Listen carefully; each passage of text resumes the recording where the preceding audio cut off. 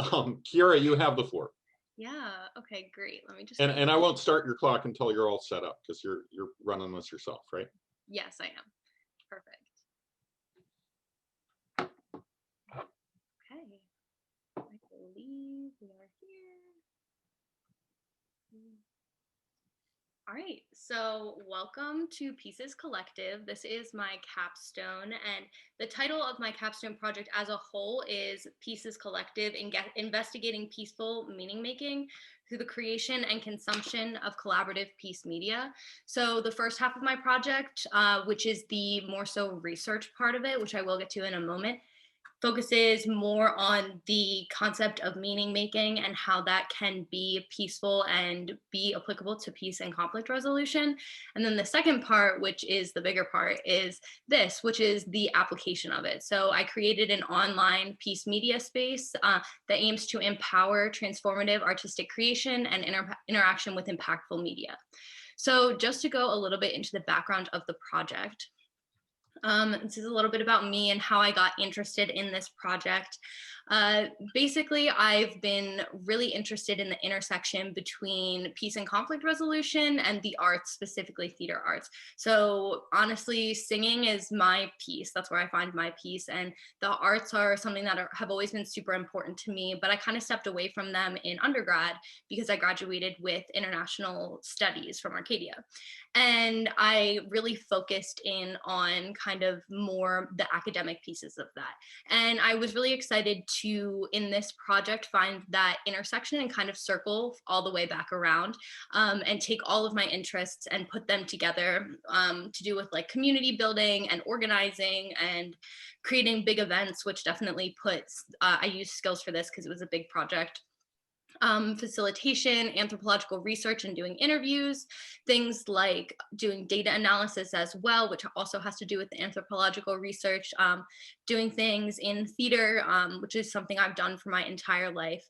So understanding kind of what it means to be a creative and what it means to be someone who also considers themselves as an artist to an extent, was important for me to understand how to support artists as well. So originally my plan for Capstone, as many people have also experienced this, was a little bit different. I had planned to take some devising techniques, which is a certain form of theater, and use those as a data collection for a certain type of anthropological analysis, because this type of theater really kind of breaks down people's inhibitions and offers insight into certain patterns that we have and we go through. So I was looking to do that, but that completely requires being in person. The pandemic hit and I became really inspired by the people that continued to create through 2020 and kind of allow us to still make sense of the world through art and creativity. Even as everything got turned upside down on its head, artists still kept creating. And I knew there was a connection somewhere with how we make meaning through the world and how there is all of this media that we're intaking all the time and how that impacts what we see and what we think and how we interact with each other as well, kind of from a bottom up sort of way. And so this is just my little kind of word art bubble of all of the things that were really important to me to include throughout this project. And they're all definitely intersectional with one another and all overlap and are somewhere in this project as a whole, whether it be in this website, in my paper, or in the Instagram I created as well.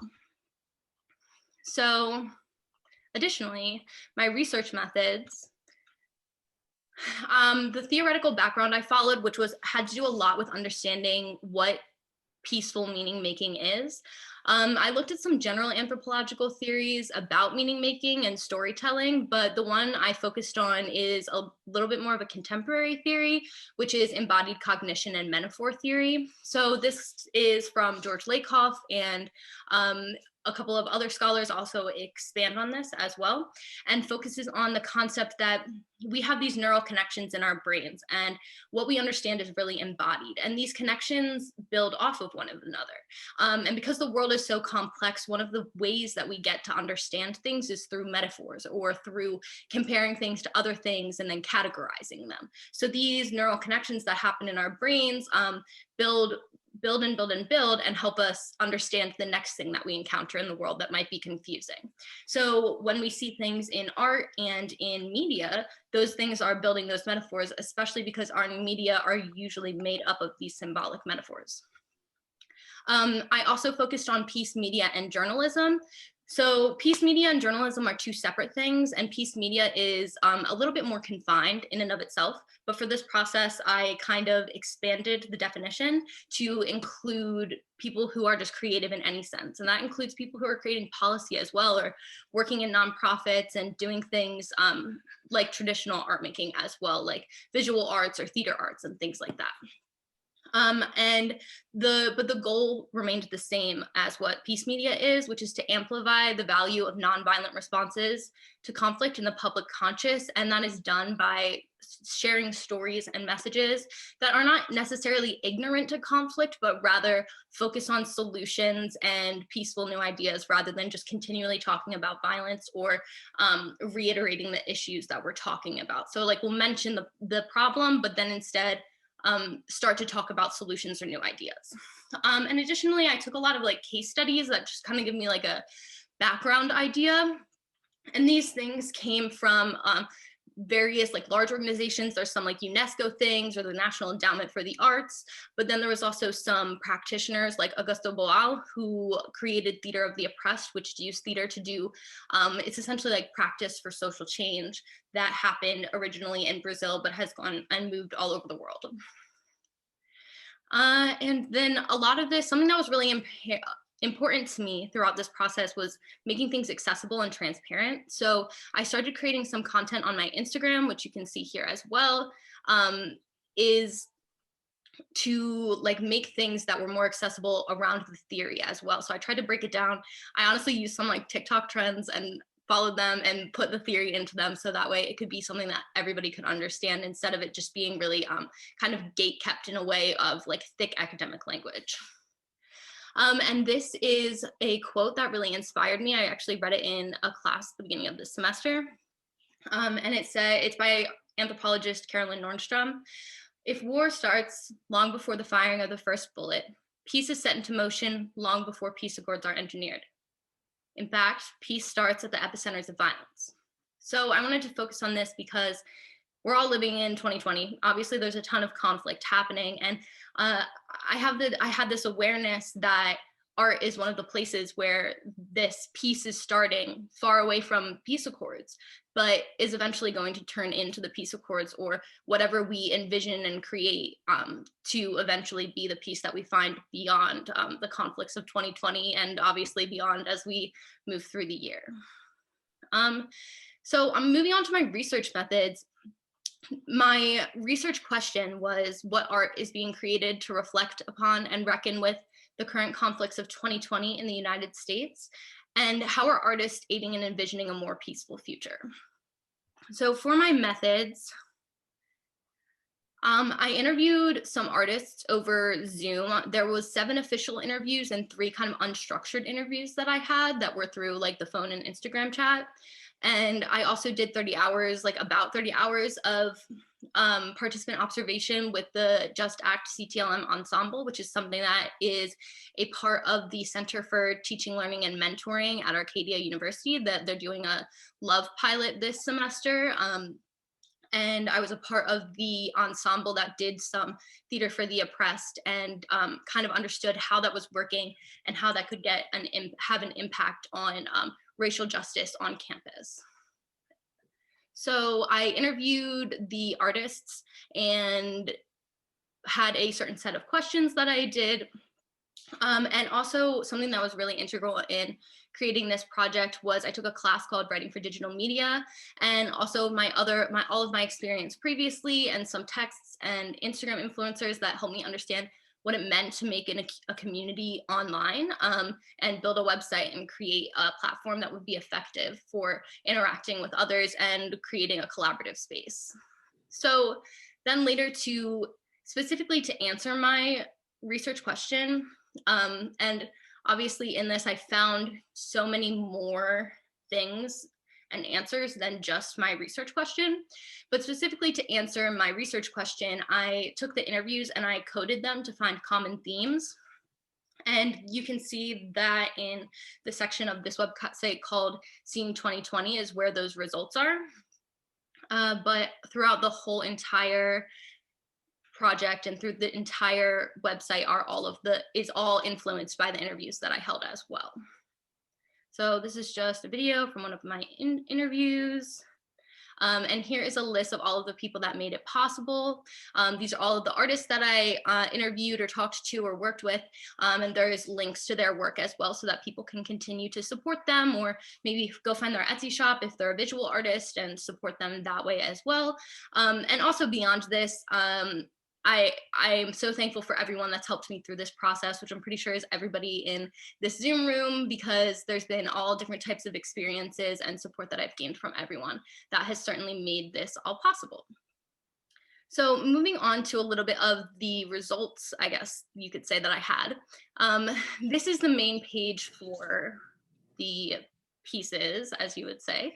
And first I'm going to talk about, we'll go back to where my data analysis was in a moment, but first these are the featured artists, and these are more than just the artists I interviewed. I focused specifically on these three because not only did they have a focus on creating impactful piece media that was presented and could be presented in this space, but they also had this notion of a really transformative and collaborative process that helped me understand that in order to create piece media, the process itself also has to be equitable and just and have solutions in it and share voices. So for example, this organization, Ninth Planet, created they created a show that was for babies, and they interacted with babies and their moms, especially in low-income neighborhoods, to ask them kind of like, hey, what do you need if we want to create this space for you?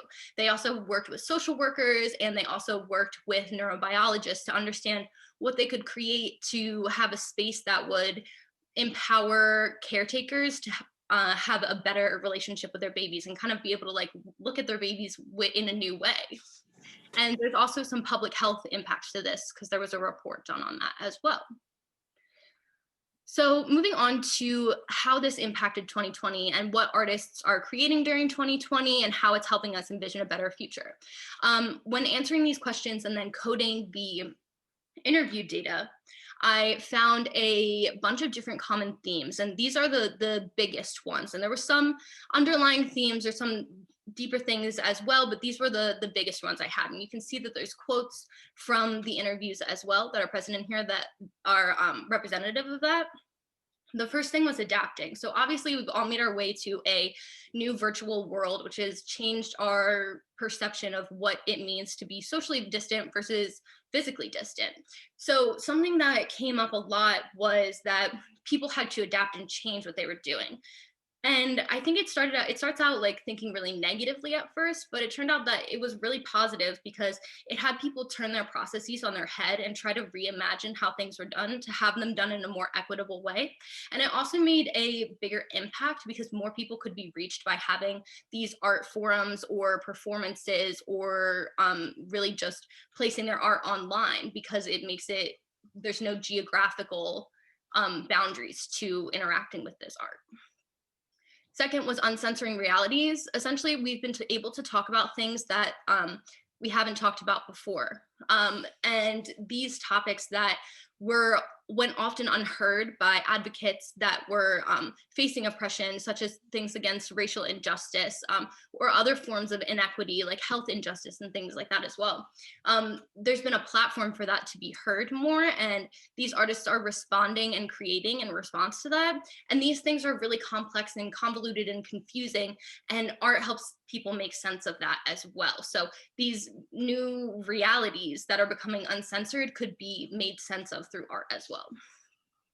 And another aspect is resilience. So obviously, like I said before, everything's been turned upside down on its head, but to create is still a response. And I really love some of these quotes that it's just like, art is always a response, we're not dead yet kind of response. So that even though through all of this, there's kind of some refuge in still continuing to create during these times.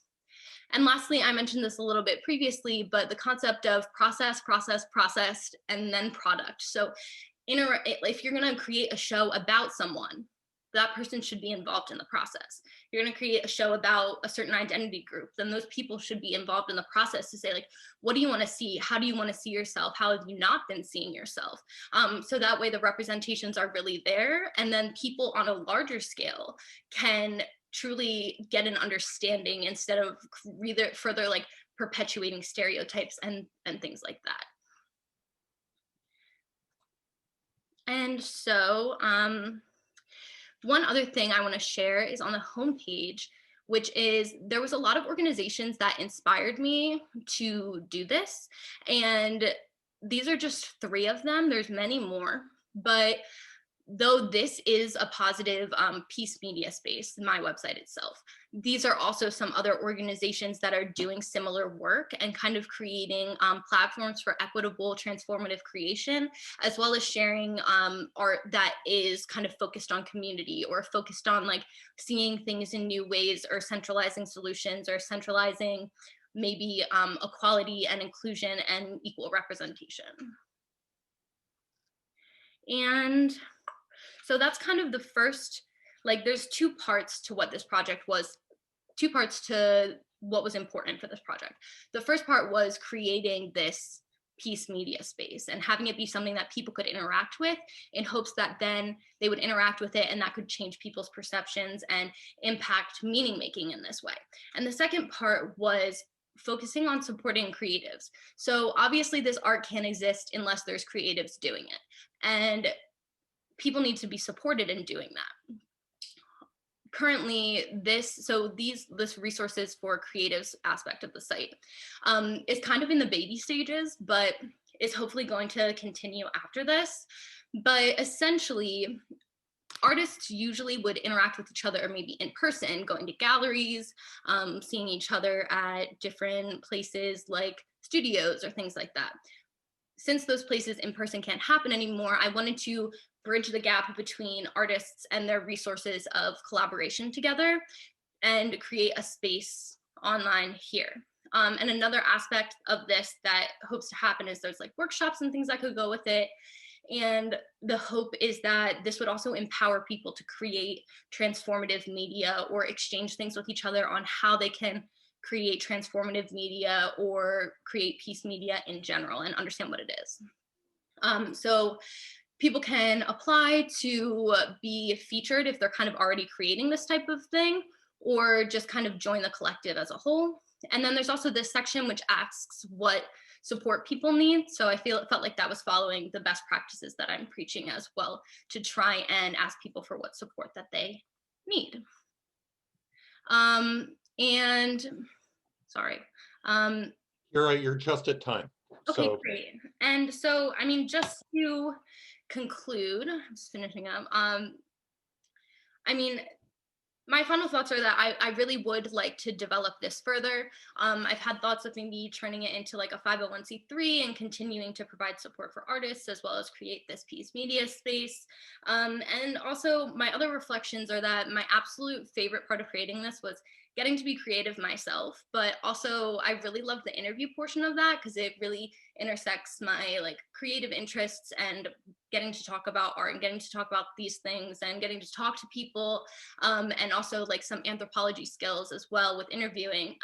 So that kind of has me on the track to possibly start a podcast to focus on this and share that with people as a larger whole. But yes, that is the essentially broad overview of my project, which is Pieces Collective. So thank you. Wow, well done. Wow, it is so nice to see this all come together, Kiara, because I know you've been working hard on it and with the website and all of the stuff that you're juggling.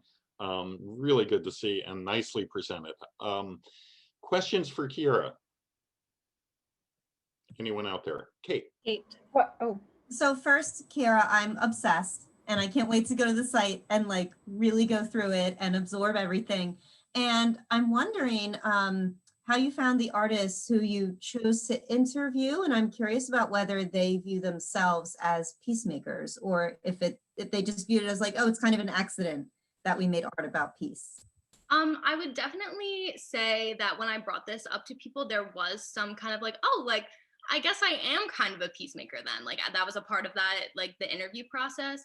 But I would say that most of the artists that I interviewed did have an awareness, especially the people that I focused on in the featured artist aspect. So those 3 organizations, they really do focus on centralizing community in their work and kind of like including that process oriented objective of creating that includes the community or includes underrepresented voices. So I think that there's definitely an idea that like they already had like certain goals to kind of impact peace with their art, but they might have just not called it that.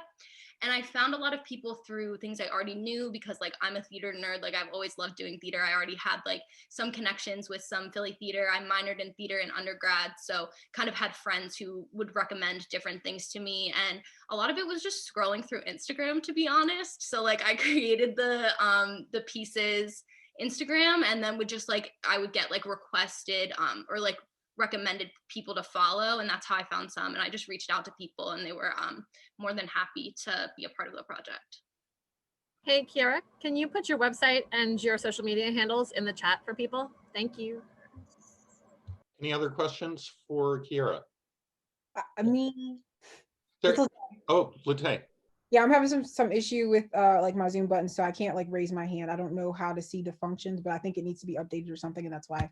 So Kiara, my question for you was like, are you, if there's some like an artist that we could suggest, is there like a suggestion option on your webpage?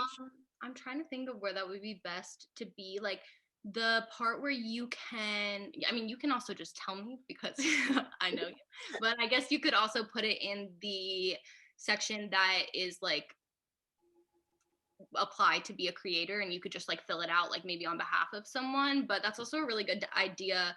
That would be something I would maybe think about adding as well, because I know people like know of things and the artists may not be finding this, but maybe other people are finding it, and that would be a good way to connect with other people as well.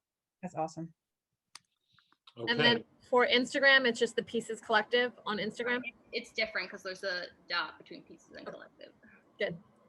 I mean, there really is a really long tradition that connects theater with peace and conflict resolution as a field. I think it's kind of drawing on the similar parts of the brain and passions.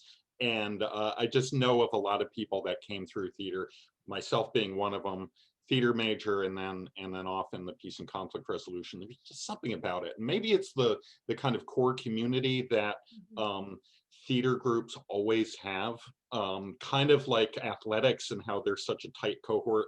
Theater also has that, and that's one of the kind of aspirational elements of peace and conflict resolution, I think, is inclusiveness, equity, all of these things. So nicely